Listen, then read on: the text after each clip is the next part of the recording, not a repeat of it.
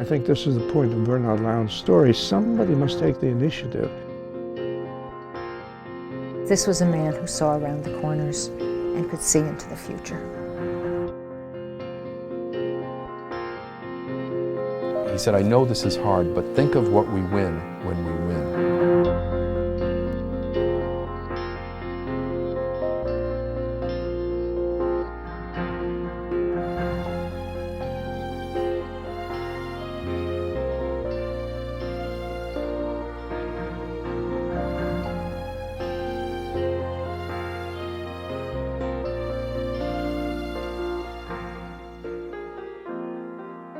He's done so many things in his life, any one of which sort of would make someone's career. Learning why digitalis would give some people fatal heart arrhythmias, the defibrillator, and he just moved on to the next thing.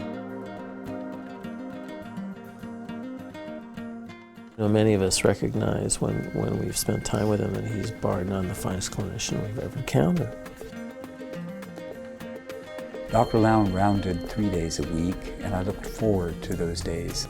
That is where I learned my approach to patients. When you go into the room with that patient was the only person in the world for Dr. Lown. And the first thing he would do is sit down, pull up a chair, and sit face to face with the patient.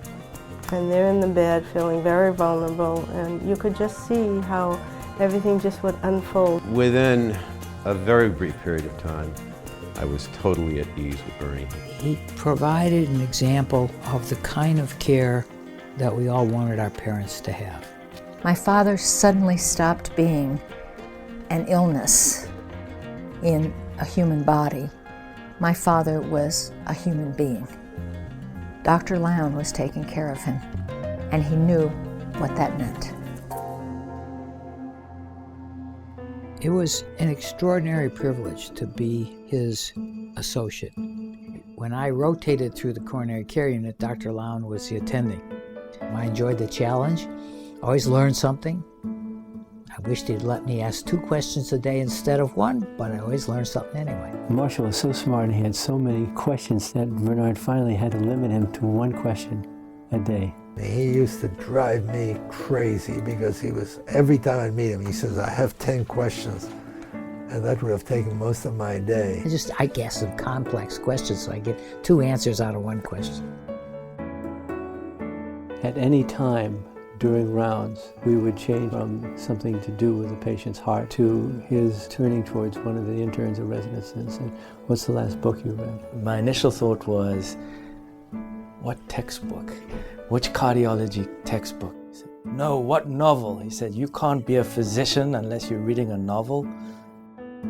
Bernard used that as a point that you can't take care of patients unless you're part of the fabric of your patient's life.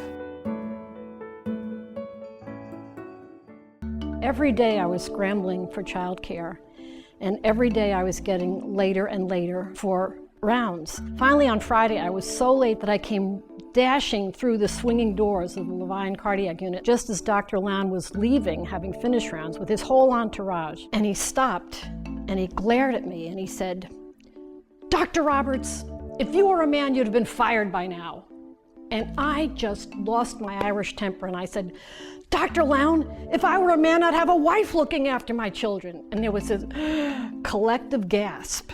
And after what seemed like an eternity, but was probably only a few seconds, Dr. Lown said, that's a very good retort. And I almost fainted with relief.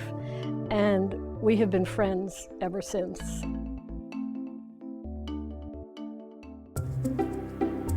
Dr. Lown came up with the idea of using DC voltage, which I had an understanding of course, being in the TV business, and he said he would like to use me basically as a guinea pig. He said they just did not know enough about it, and he said, yeah, we're just dumb. There's a lot of stuff we don't know, and I've never heard a doctor tell me before that he was dumb. Apparently, as I said, they maybe didn't give me enough anesthesia, so that when they gave me the paddles, and boom, it felt like a horse kicked me in the chest or something. It wasn't painful, it was just like a wallop, like getting hit or banged or punched. It was just momentary. Hey, what can I say? It kept me alive. The impact of Dr. Lown, I think, think is so powerful because the messages are so simple and true, and they resonate with people. The individual human being is of infinite value, and if you can help him, you do anything you can. And if you need to advance and stretch the field of science, you need to do that. And then is that enough? No, it's not enough. You need to take responsibility for the larger world. And I think this is the point of Bernard Lown's story. Somebody must take the initiative. And if you take the initiative, then there's a good chance that other people will follow.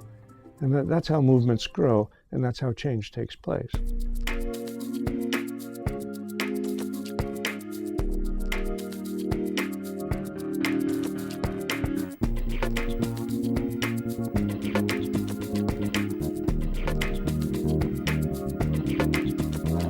A fundamental aspect of IPPNW is a recognition that politicians need to be compelled by people whose life is in jeopardy.